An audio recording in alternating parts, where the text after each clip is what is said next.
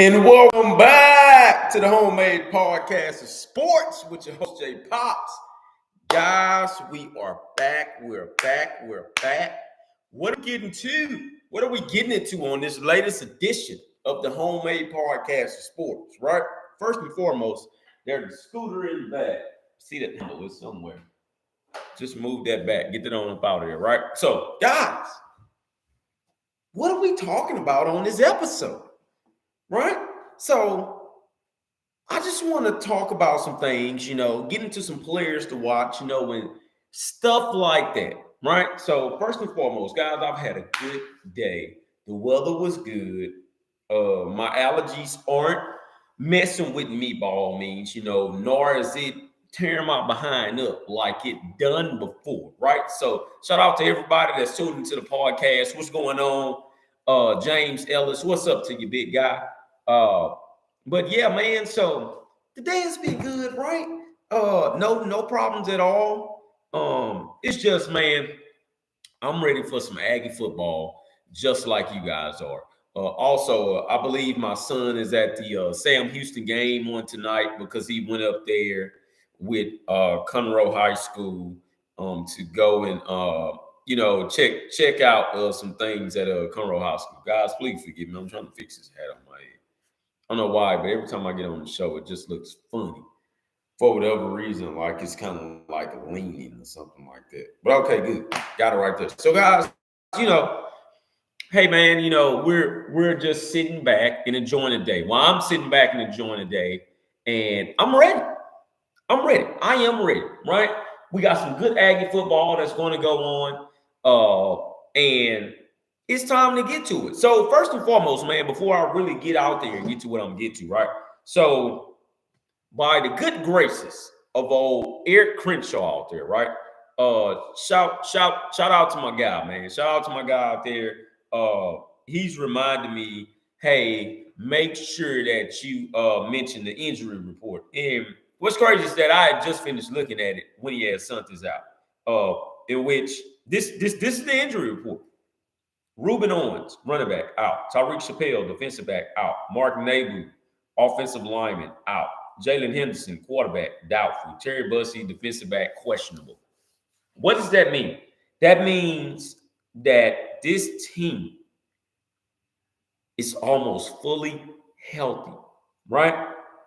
So we already know that we lost 3 of these guys for the season. Cool. Jalen Henderson, not sure what happened there, but he's doubtful. And defensive back Terry Bussey, he's questionable. I'm going to say this once again. That lets us know this team is literally legit 100% healthy. Do you not know how dangerous that is? That's insane. I'm looking around the country, and there's not too many teams with this type of injury report to where it's only about 5 guys on the list, and that's it. So that's one of those. You mean to tell me that you have your entire offensive line out there and they're healthy? You got your entire defensive line out there and they're healthy? That says a lot about Tony Moffitt and what he's been able to do. That says a lot about Mike Elko and what he's been able to do. That says a lot about the offensive line coach and what he's been able to do. All I'm asking is that Mike Elko, whatever money they're asking for next season, give it to him. Give it to him. It is what it is, right? Cool.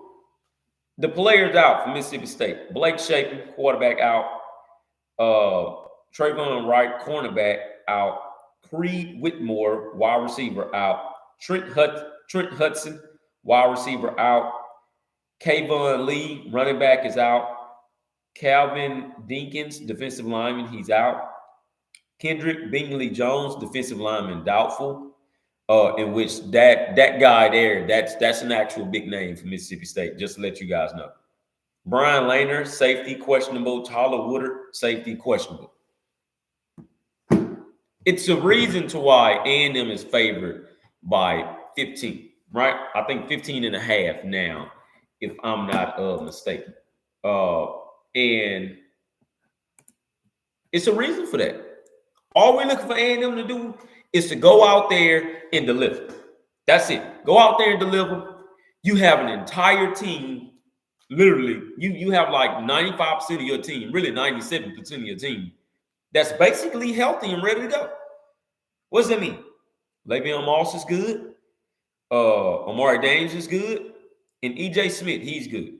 Connor Wigman is good. Marcel Reed is good. Jalen Henderson is doubtful, but don't sleep on the guy that we have behind those guys, which is Miles O'Neal at quarterback. Almost your entire quarterback roster is healthy and ready to go when the name is called. Right? Your wide receiver unit, I haven't seen a guy out yet at all. That further lets me know that you have a very healthy wide receiver unit. That wide receiver unit now that we have, those guys aren't fragile at all. Your tight end unit, they're all healthy. Guys, I don't know what else you want. That's the most healthiest roster I've ever seen for Texas A&M in the last 5 years. It's not anything else that you can ask for with that, right? So what does that further let me know, right? I was just going through some things here. So third down percentage in which is for Texas A&M and Mississippi State, right? So third down percentage. These guys, third down defensive percentage. These guys, right? Texas A&M is tied for number 17 in the country with third down defensive percentage. That's going to say a whole lot as to where that game will navigate early in the ball game, right? What does that mean? That means we have to get these guys in third and longs all day long. All day long. Mississippi State. Let's see what these guys stack up with. Mississippi State, third down defensive percentage, number 122 in the country. Once again, what does that mean for Connor Wigman? Show up and ball. What does that mean for Le'Veon Moss? Show up and ball. Don't sit back. Don't take your time with it. Show up and ball. I'm going to say it again. I'm going to sound like a broken record because I'm going to say this each and every game. If this team goes up 10-0, that means one thing right here.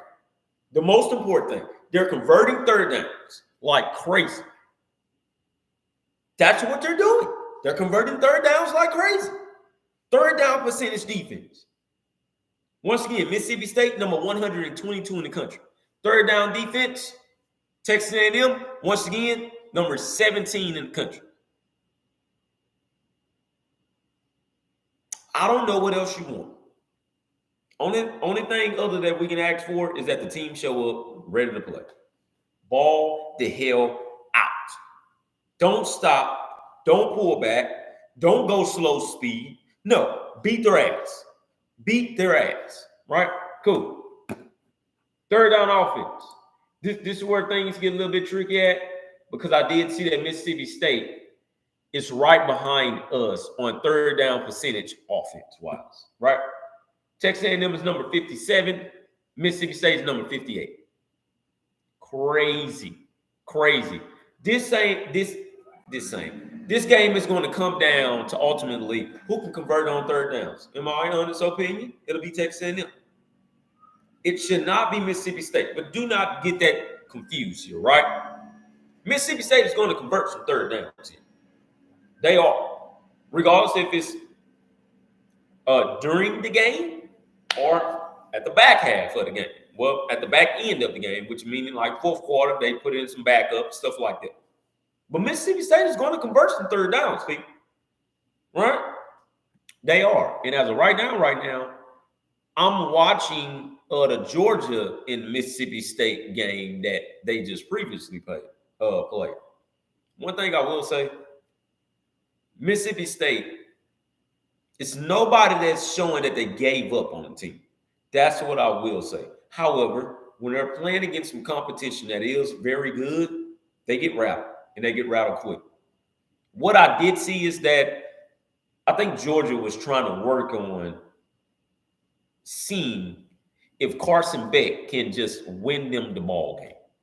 Not necessarily the entire team, although you need the entire team.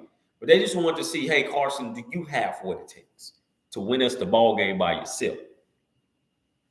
Carson Beck balled out. I'm gonna be honest with you. It's not gonna be the same for Texas A&M. No, we just want to see if the entire team can win the ball game. Connor, can you go out here and deliver? Le'Veon, can you stand up?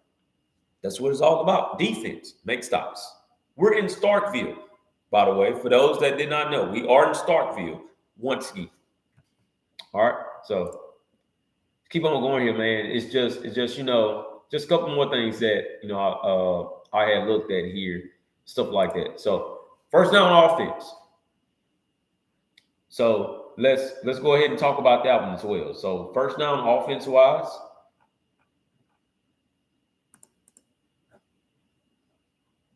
Texas A&M is number 55 in the country, right? First down offense. Mississippi State is number 72. That's where they are, which means we're going to go to this first down defense here, but which means that Mississippi State shouldn't move the ball on this defense, but we're going to see. First down defense. Texas A&M is number 26, which is basically what I just said. Mississippi State should not move the ball on this defense. They should not. However, I've seen stranger things happen, right? Mississippi State, first down defense-wise. And Mississippi State is probably way in the back. They probably are.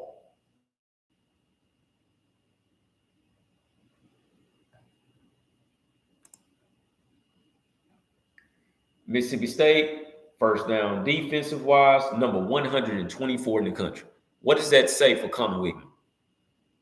Man, truth be told, Connor should absolutely go out here and annihilate Mississippi State. That's just me, truthfully speaking. Man, I'm not being arrogant. I'm not being overconfident. I'm not being any of those things. Either Connor Wiggman or Le'Veon Moss should absolutely go out here and annihilate Mississippi State's defense. Seriously, man. They should go out there and annihilate them. What I'm hoping is that Colin Klein has drawn up the game plan to get these guys out there and go rocking and rolling in the first quarter.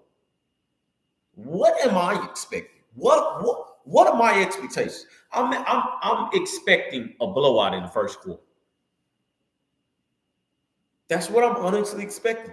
I'm expecting a blowout in the first quarter. What is a blowout? To me, 10-0, 17-0, or 21-0.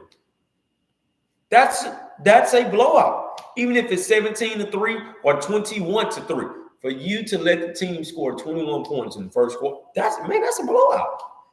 That's a blowout. Guys, we're not facing Georgia here, right? That's going to absolutely come back on your ass and maybe beat you in the end. That's not the team that we're playing. We're playing Mississippi State. Yes, I get it. We don't have a good record out there in Starkville. I get it. But once again, like I continuously tell everybody, this is not the same team. This is not. All right, so let's keep on going here. However, I will say this. Those guys are on scholarship too. That I do know. So team passing efficiency. Right? And this is where I said that Texas A&M would get tested heavily in that passing in that passing game. So Mississippi State passing offense, right? Passing efficiency. Well, team passing efficiency. Mississippi State is number 43 in the country with a 148.54 passing efficiency percentage. Texas A&M. And Texas A&M is going to be back here, right? Texas A&M is number 62 in the country with a 136.29 passing efficiency. The thing that gets me and that jumps out, Texas A&M only has 8 passing touchdowns on the season to 2 interceptions. Right? Cool. Mississippi State has about 11 touchdowns on the season to 2 interceptions. This is going to be a battle of the passing game. Which team can win in a passing game? This is what it's going to come down to. All right, we keep on going here. Team passing efficiency defensive-wise. right? And this is where it gets a little bit interesting. Texas A&M is number 15 in the country with passing defense efficiency with about 111.83. Mississippi State is once again way in the back at number 125. Passing efficiency rating, 160.44. I feel like Connor's going to take advantage of that. I feel like Colin Klein is going to take advantage of that. I feel like these wide receivers are going to take advantage of that.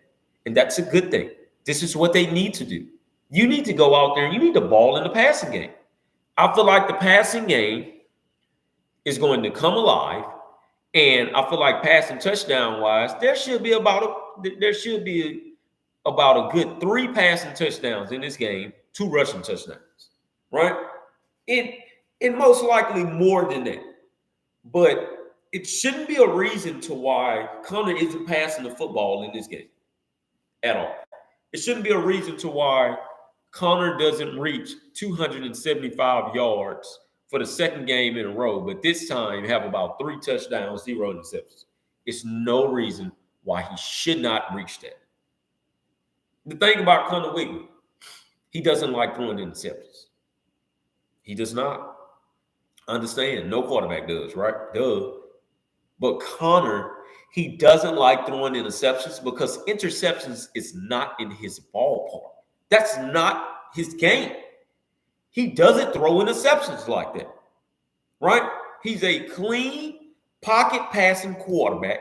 And if he has time, he's going to pick you apart. And he done it against Missouri. He picked them apart because he had time. Giving you that injury report I just gave you, Connor Wickman will have time once again.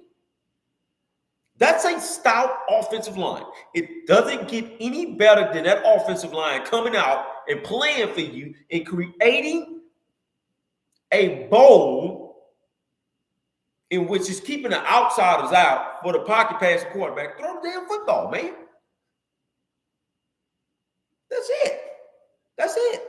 It creates holes for the running backs to run crazy. That's it. That's it. This offense, we're now starting to see it form into its identity, right? And I believe in this game, you're going to see more of that. You're going to see more of that.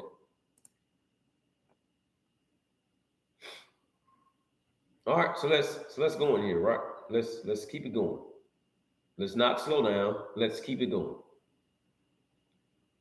So, tackles for loss allowed, right? And this is where a lot of people don't realize to why Texas A&M has been so good lately. Texas A&M is the 8th best team in the country with tackles for loss allowed. Tackles for loss allowed. They average about 3.33 a game, which roughly is saying 3. They average about 3 tackles for loss a game, right? Tackles for loss allowed. A game. That's it. That's completely it. Once again, do you not know how dangerous that can be? Because what that is saying is that you really can't tackle those guys in the backfield. You really can't. So Mississippi State, tackles for loss allowed, they're number 95 in the country. Tackles for loss that they allow on the average each game is about 6. What does that say for that defensive line? It can say anything. What does that say for the linebackers? It can say anything. We're probably going to see about 6 sacks in this game. You know, we probably are. So, like I say, hey, let's move along here. So, sacks allowed. And this is another statistic in where people don't want to pay attention to. Sacks allowed. Excuse me. Sacks allowed. Texas A&M is number 35 in the country. I'm sorry, not number 35. Texas A&M is number 36 in the country. Tackles for loss, sacks allowed. They've allowed about 7 sacks all season, which adds up to maybe about like one, one on average a game. That's it. That's it. That's how much they average. So looking at Mississippi State, sacks allowed.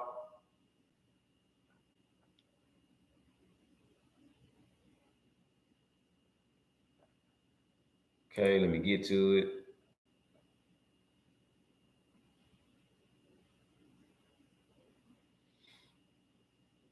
Sacks allowed for Mississippi State. These guys are number 123 in the country. They've allowed 19 sacks on the season, right? They give up about 3 sacks a game. 3 sacks a game. So let's go ahead and go to the team sacks, right? Team sacks. Texas A&M. Texas A&M is number 47 in the country with team sacks, right? They get about 2 a game. This game alone, like I told you, I think they'll have about 6. I honestly do. I think they'll get in there and they're going to sack the quarterback. I think they're going to sack the quarterback a lot.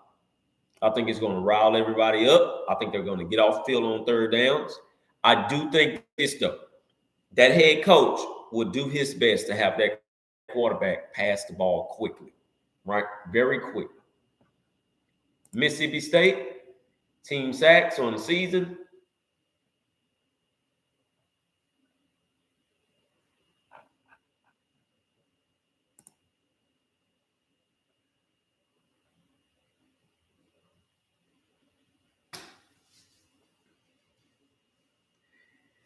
Mississippi State team sacks on the season, they're at 131, meaning that Mississippi State hardly gets any sacks a game.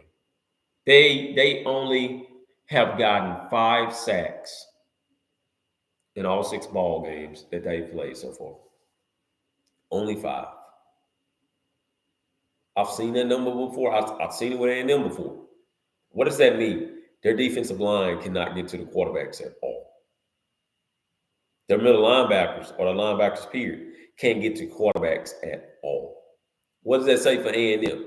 A&M should be pretty damn good in that pocket passing the football. Now, what does that say going forward? Anything can happen, right? Anything can happen.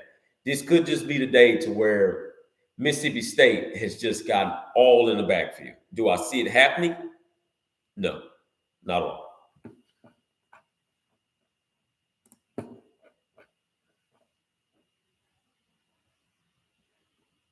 All right, let's go to something else here.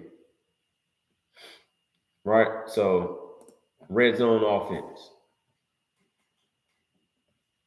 Texas A&M red zone offense, and which is crazy to me because we really improved here.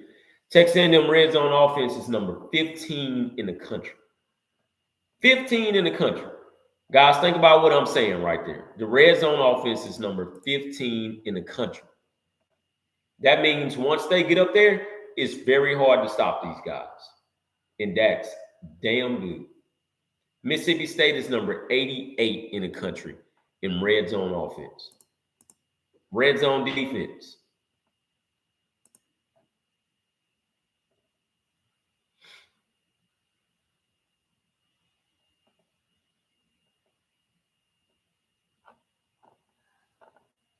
So red zone defense wise,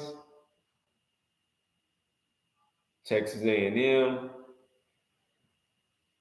is number 71 in the country. Mississippi State, red zone defense wise,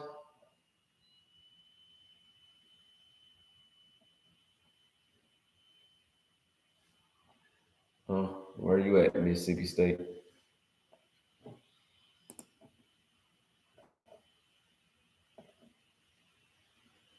Red zone defense wise, Mississippi State is number 75. Right? So what does that mean? That means that Texas A&M has a legitimate shot at blowing this game wide open when they get into the red zone. I believe that Texas A&M will get in the red zone multiple times. I honestly do. Right? I honestly do. So let's look at fewest penalties per game, and which is another good one, and which is very, very underrated to me, in my opinion. Texas A&M, right? I do believe that they do have to clean up penalties in this game. They cannot get in this game and get penalized on damn near every down. They do have to clean up some of these penalties because some of these penalties are very costly penalties.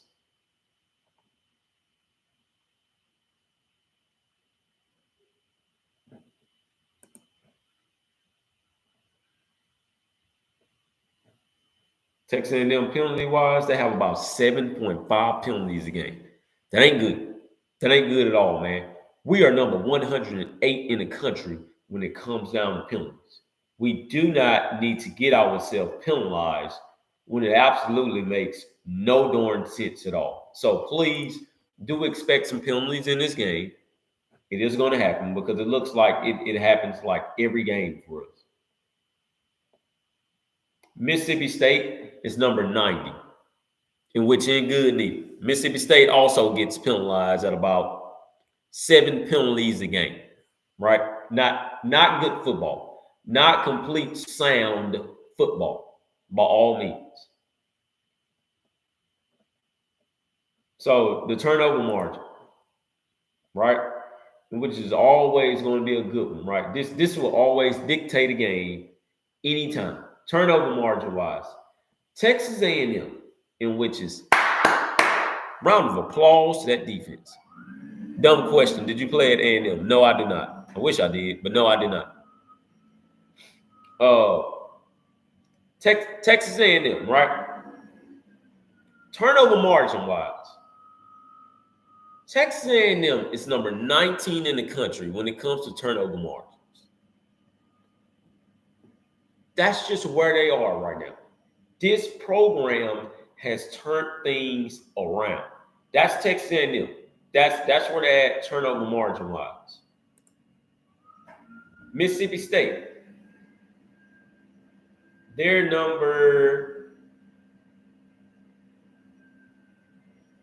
66.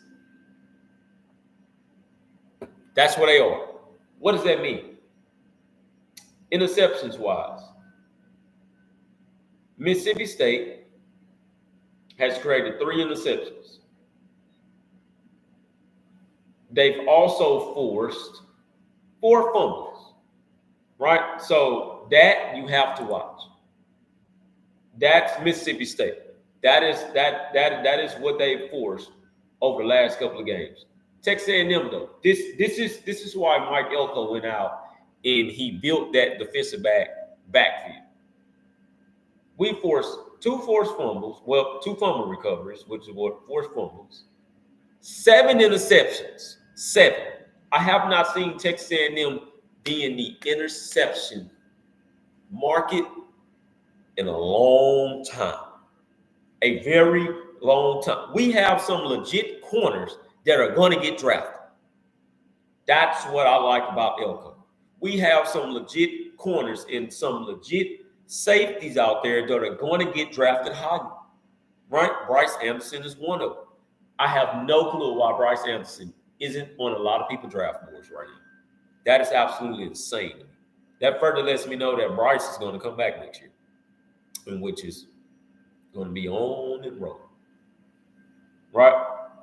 So turnovers gained 9, fumbles lost for A&M 1, interceptions have been 2. That's it.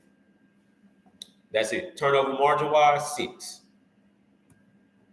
I wouldn't be shocked if Texas A&M creeps up this weekend and force about 4 turnovers.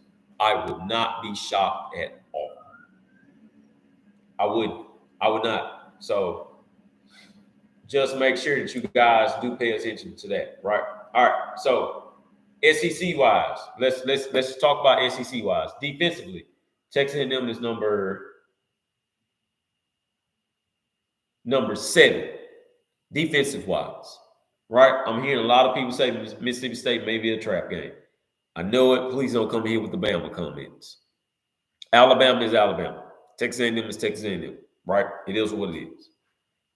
Alabama's defense is bad. Texas A&M defense is not. They played Georgia tough. Georgia let his foot off the gas. I'm going to honestly say that. They let their foot off the gas and they honestly let them come back in. All right, so Texas A&M has the seventh best defense in all of the SEC. Mississippi State has the bottom defense in the SEC, which means they are dead last in defense, right? Dead last. Well, I'm sorry. That's for rushing defense. Total defense wise, Texas A&M is number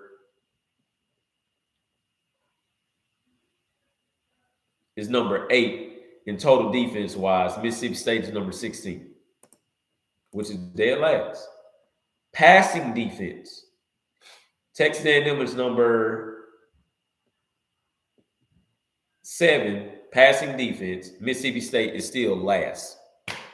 Last. This is the reason to why we were favored by 15 and a half points, right? Offensively, though, Mississippi State, total offense, they are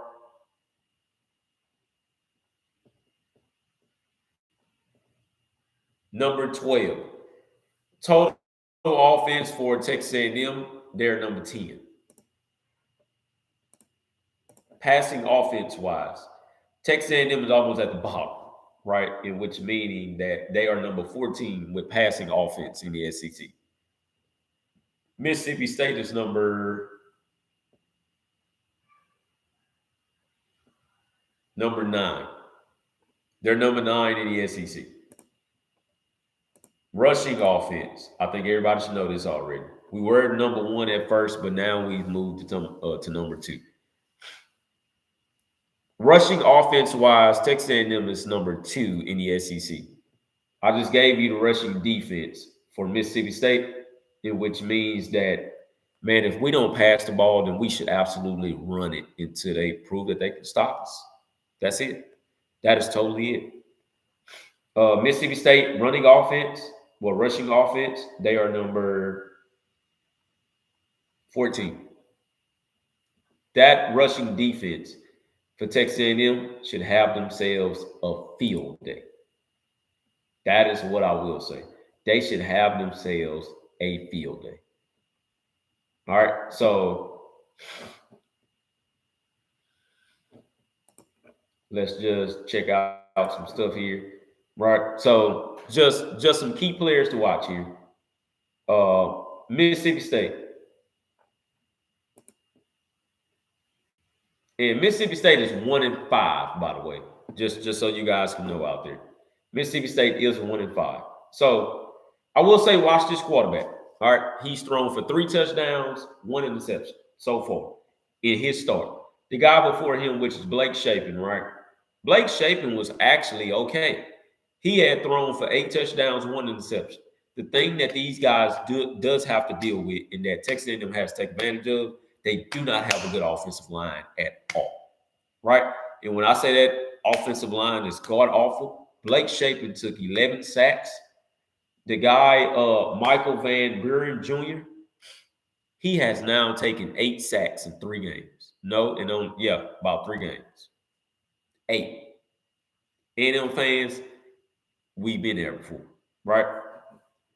You should absolutely light this guy up. But that is a quarterback to watch for because he will try to take off running. I'm going to tell you that right now, right? The wide receiver to watch out for, though. Kelvin Coleman Jr. He's been pretty good in the last 2 games. That was the guy that you've seen in the Georgia game that ran that long-ass route, and I think it was about 50 yards down the field for a touchdown.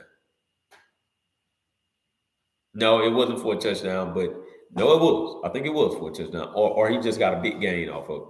As of right now, he has about 36 receptions. He is the leading wide receiver on this team. 36 receptions, 447 yards, 12.4 average, 80 the longest, 3 touchdowns so far. The next guy after that is Mario Craver, 11 receptions, 313 yards, 28.5 average, 72 the longest. What Mississippi State is going to try to do, they're going to try to throw this football a lot. Why? Because that's the only thing that they have to lean on.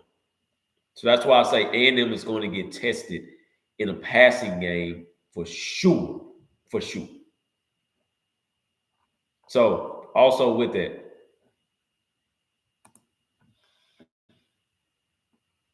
who Texas A&M has to watch out for? They have to watch out for these Mississippi State cornerbacks, right? And that's Bryce Pollock and Elijah Cannon. Watch out for those two guys, but also Diego Brunford, right? All of these guys have an interception. The number one guy that you do have to watch out for, or that you need to watch out for so far as defensive backs are concerned, is Bryce Pollock, right? He has about 3 pass breakups. He has about 3 passes defended on the season, right? You have to test that. Test it. Put no on them. Test it. However, in my mind, they don't have enough defensive backs to cover your wide receivers. Test it. Sacks. Braden Jennings, linebacker, right? Watch out for this guy. Watch out for him. He's the leading sack guy, and he will do his best to do what he has to do. Forced fumbles. So the linebacker, safety, and the cornerback, Bryce Pollock, I got to. Bryce Pollock will be a guy that's probably all over that football field. Watch him. Another one is Stone Bladden, in which I heard his name on the last game that I watched with Georgia. Stone Bladden, he's going to do his best to get in there, right? Shut him down. Shut him down. Make him tackle you. Make him tackle you. So the lead tackler on this team is Braylon Lanier, right? And that's a safety, which further lets me know that Mississippi State calls a lot of blitzes. It's a reason to why they've been getting beat up on defense. They call a lot of blitzes. Connor throws the ball quick. He also has guys that picks up blitz. Connor himself can pick up a blitz. As soon as he picks it up, find that tight end, kill him. Kill him. Make them respect you in the passing game. And then that's when you beat them over the head with the run game. That's basically how you do it. That is how you do it. Key guys to watch out for with Texas A&M. Number one is Connor, right? Offensively, right? Connor, watch out for the tight end, in which I honestly don't know what tight end you're gonna get, but watch out for them. But also just key in on Le'Veon Moss, but also key in on Amari Daniels, right? These will be the impact players. Key in on Le'Veon, Amari Daniels, so far as running the football, and key in on Noah Thomas. This should be one of Noah's biggest games of the season so far, or thus far, right? But also key in on Trey Watson and Theo Milton-Orstrom. We need to start getting these guys some receptions. Jabri Barber, he should be good. Moose Muhammad as well. Man, we have a lot of wide receivers that we honestly can throw the ball to. We do. We just do. But as of right now, Noah is your leading wide receiver, in which he should be. Noah has about 19 receptions for about 252 yards, 2 touchdowns. We need to see more of that. Cyrus Allen as well. Ja'Day Walker, I think, will have him a pretty good ball game in this game. Jabri Barber, I think he's still kind of working himself in there. Trey Watson should have a good one. Terry Bussey, if he does play, he should have a good game. And for the rest of these guys, man, you know, all these guys should have a good game overall. Sack-wise, Nick Scorton should have him a field day. Shamar Stewart and Shamar Turner should gain more sacks in this ball game. That's just that. They should. Cornerback-wise, Will Lee should have him a field day. As of right now, Will Lee has about 8 passes defended. That is a lot for a Texas A&M cornerback. I've not seen that Man, Jalen Jones was good, but Jalen Jones wasn't this good. Tyreek Chappelle was good, but Tyreek Chappelle wasn't that good. Will Lee is about to change this entire cornerback unit so far as recruiting is concerned. Will Lee is going to have a field day, but they're going to test him. They're going to test him a lot. Trey Jones, they're going to test him as well. I think Bryce Anderson will have a good game. Right? I really do. Understood. Forced fumble. I believe Shamar Stewart will force another fumble in this game. I believe he can force a couple of them in this game.